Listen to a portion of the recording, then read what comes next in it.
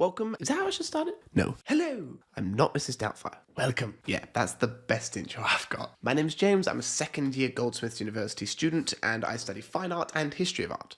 It's a dual honours degree, and Goldsmiths is one of the only ones in the country that does it. If you're looking to join Goldsmiths University, it's actually fairly good uni. The art department's great, the visual cultures department is good. Obviously, every uni has its ups and downs, but one of my favourite things about Goldsmiths is in the fine arts department, we actually get like our own studios. It's great, you can use it whenever you want. But just like many students moving from a foundation year into Goldsmiths, I was struggling with how to do my portfolio, and there is like no help online. So I'm going to talk you through the portfolio process, because Goldsmiths is notoriously terrifying.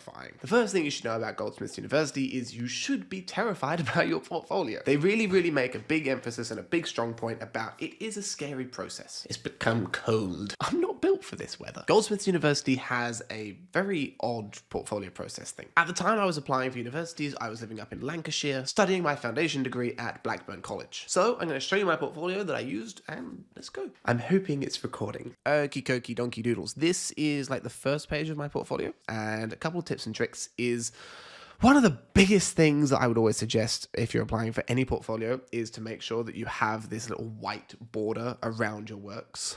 It looks much nicer, cleaner, more professional. Imagining like it is actually mounted on a wall. That's like one of the biggest things I'd actually suggest. They definitely want to see more of your recent works that you've been working on through your foundation, or any works that have made more of a large-scale impact. So this was one of the first ones I submitted. Goldsmiths is notoriously known for being a more contemporary and conceptual art school, so I was really focusing a lot more on conceptual works at this point in time. So for anybody who doesn't know the painting The Gleaners, this was taken from The Gleaners, edited, and then put together within like the whole Just Stop Oil people thing. That was a huge thing that was going on at this point in time, so it was more of a modern impact statement piece. I did a couple of these, so also I wanted to quickly mention, make sure you have like a title there as well, and the date in which you did it. Just the year's good enough. They don't want too much reading unless you've got one piece that has a good amount to read about, like needs explanation. Something I've definitely learned about most of the tutors at Goldsmiths is they care more about what the artwork says for itself, not a huge written piece saying this is what the artwork means. So in all honesty, the titles were just sort of thrown together, but I'm saying too many ums, aren't I? I do apologize. Again, you can see the piece is very much just, okay, here's one artwork I want to demonstrate. I want this powerful impact statement piece to show you. The way in which you outline and coordinate the works should be like a story. That's one of the most beneficial things I gained out of Blackburn and doing my foundation degree, was telling me that I need to put it together like a story. Quite often, and they self-admitted it, is they'll look through your first 2 or 3 pages of your portfolio, and then if it's not thrilling them, they could click off it. So make sure it has an impact. This was my second piece, so obviously you can see the storyline sort of continuing along this Just Stop Oil thing. Yeah, it just looks good. This was the next one, Oil Before Men. This was the presentation that I did for this one. I didn't want to include this with all this because it would be overshadowed. So I had the same title and then basically talked them through it. So image projected into oil and reflected onto the ceiling, and then obviously the date. So this was just, I had the image. Here you can see the image reflected into a bucket of oil, which then bounced up onto the ceiling, and then like any footsteps, it would make it shake and have some audio things going on with it. But this couldn't be seen as a video. They just wanted photographs, and they just wanted to see the artwork itself. If you do have a video, you can actually submit the video to be seen. And then moving on, this was again in that storyline process, you know, the Just Stop Oil stuff. Again, this is just showing that storytelling process, which is really nice. Digital collage. So all of this was just photoshopped out of different photos that I'd found of Just Stop Oil protests, mashed in together using Photoshop techniques. I was really into the whole digital art thing at this point in time, you know, just learning Photoshop, learning Illustrator, doing all this sort of stuff. Digital collage. Digital collage was such a big thing in 2022 and 2023. It was just everywhere. It was what we were doing at foundation year. It was just something I was personally genuinely interested in, so I just put it together in my portfolio. That's the sort of works I was really focusing on. This was the 3rd of May. The original painting is the 3rd of May by Goya, which is, if it's really interesting, go and look it up if you are into that. I hope if you're watching this, you're thinking about applying and you know a little bit about art history. That's another thing. Goldsmiths genuinely is very interested in your art history knowledge and know-how, more towards the conceptual side, contemporary side stuff. Yeah. Just know that. As again, you can see this is an impact piece. This is something that gets people thinking, gets those like cogs in your brain ticking, and really makes people and interviewers look at the work and go, okay, this might be interesting. He's worth an interview. The way the interview process works is you'll have your personal statement that you send to them, and you'll have your Goldsmiths portfolio and you send that to them. This should be 10 pages that you send off to them. They'll review it. If it's successful, they'll then invite you for an interview. That's a whole other section with the interview. Again, this was more trial and error stuff. I didn't have any titles for these ones. These were something that was just put in there to show I've explored and experimented with different things and ideas along the same thing. I don't have a better word than thing.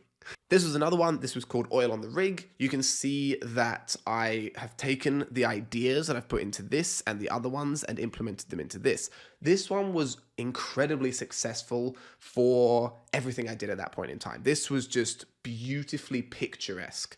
So I had this image, I photoshopped the police and the Just Stop Oil protesters into it, and then I showed what it would look like projected into the oil. This had an astonishing result, and people responded so incredible to this work. The other reason is because the image was generated with AI, like just this background bit. All the rest was Photoshop. So it was something that was very new at that point in time. Nowadays, AI is everywhere, but back then it was like, gosh, it's only 2 years ago. Wow.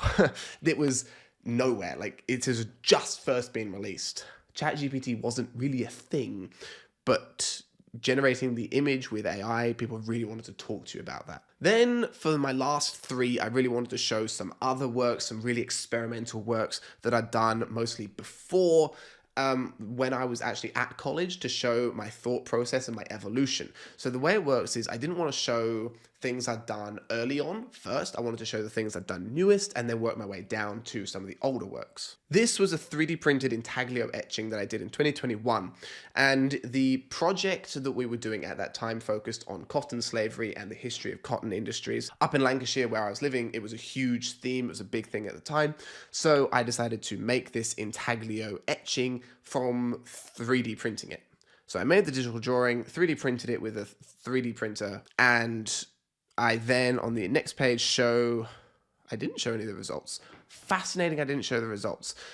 The funny thing is about this is that the results were actually inverted. I had made a terrible mistake in that the photo, the drawing that I'd done, which was a digital drawing and etching, when it was printed, the actual 3D printing, the things were inverted. So the way an intaglio etching works is you've got the print, you've got the ink in it, and then you print it onto the paper and it rolls through it using pressure, and then it shows all the ink sort of like oozes onto the paper and it's printed. The funny thing is that it was completely inverted. So all the bits that were meant to be black and drawn were all white. And all the other bits were just, it looked really cool. I'm actually surprised I didn't include the final results. I actually don't know what was going through my head, but as you can see, it still looked pretty nice. This was just put together. It did look good. Yeah. This was, again, on that theme, staying on that same theme. I can't just put one work in there and say, yeah, this is what I was doing at the time. This actually shows, okay, my exploration into the theme. Big thing about Goldsmiths is exploration of theme. You can explore mediums and different things like that, but they really want to see your exploration of a theme. My theme that I'm studying at the moment is definitely around portraits and oil painting. That's just my current theme and interest, and they fully support it, which is great. This was just stuff I could talk about, but it all needs to be self-explanatory. If you're trying to explain something completely just in the portfolio, they're not going to read every single one. It needs to be self-explanatory. The exception for that is that I had one piece, which was the final work in my portfolio that I presented. You need to start with a bang and end with a bang, but the very ending one had to have an explanation, because just looking at this, you wouldn't know what it's talking about. You need to read about what the whole project was. So this was entitled The Reimagine Project, and I did a lot for this project.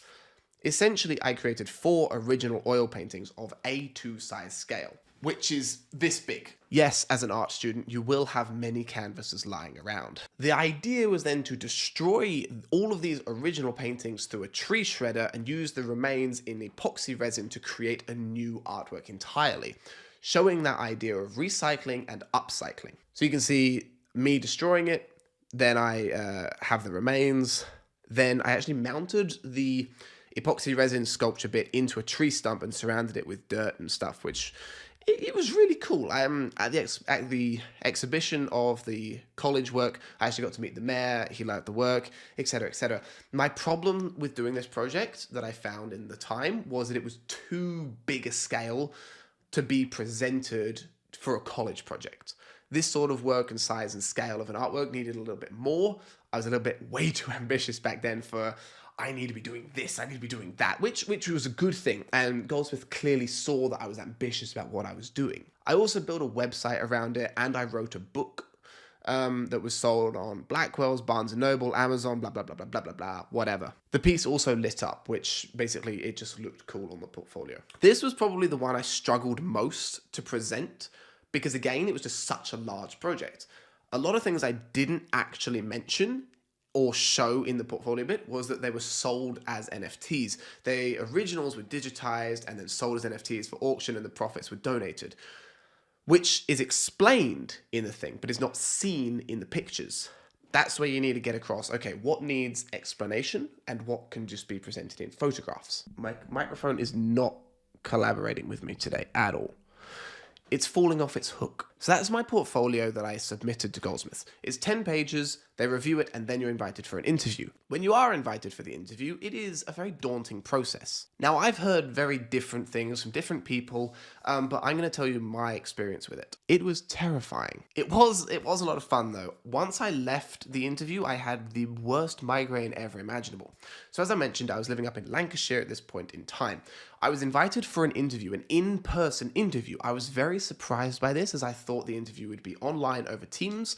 UAL, which I'd also been accepted to, did the interview online over Teams and Zoom, which was better for living 216 miles away. So my dad drove me down to London, we stayed in a hotel, and we went to the interview. In the interview itself, they told me to bring along works that I'd shown in my portfolio, any original works that I had and could present, as well as any photographs of work, and just bring my entire portfolio that I'd like to present. Any works that I didn't submit in my portfolio that I would love them to see. So I brought down this massive portfolio folder, a sculpture, and a couple of other things that I was excited to talk about. And when I got into the interview, it was just this big white room, and I don't even remember the exact people who interviewed me. I just blacked out over because it was so daunting. Because the moment I sat down and all the niceties were out of the way, the first thing they said to me was, okay, pick 3 works that you want to show us. And I panicked.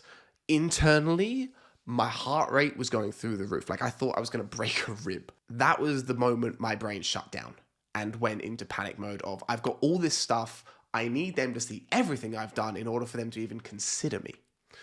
Which was completely wrong at the time, but I think I handled myself well. They told me to pick 3 pages out of the portfolio to show them. So I decided to pick 3 of the ones that I knew were going to go well, which was the Reimagine project and the Just Stop Oil projects that I'd done. The problem was, as you saw, they were spread out over more than just 3 pages. So I showed them the works and I convinced them somewhat of like, this one project is spread across 2 sheets, so I took the 2 sheets out and I also showed them the book that I'd written too. They looked at them, they asked me a bunch of questions. One of the questions being was, are you interested in oil painting in mediums, or was this just a means to do the project? I told them I do enjoy oil painting, but I did do this for a means for the project, etc., etc. And then you cannot read these people. It was just completely daunting, the fact you can't read the interviewers. There was just nothing. You couldn't tell if they liked your work or whatever. At the end of it, they said, okay, thank you very much for coming in. We'll be in touch if we have any news for you. It really did feel like a job interview at a place I felt completely unqualified for. As well as that, I think all artists suffer from a little bit of imposter syndrome. The good benefit thing is that I was able to talk to a bunch of the other students and the students that were actually there at the time who were helping people out. And they told me, just relax, just breathe. It's okay, which was good. It was good fun.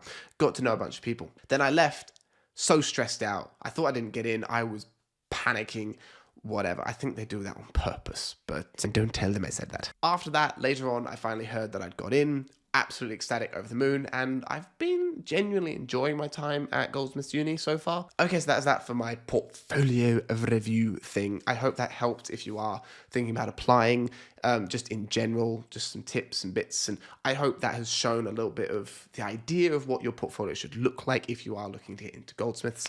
Yeah, thank you very much, and if you've got any questions, let me know.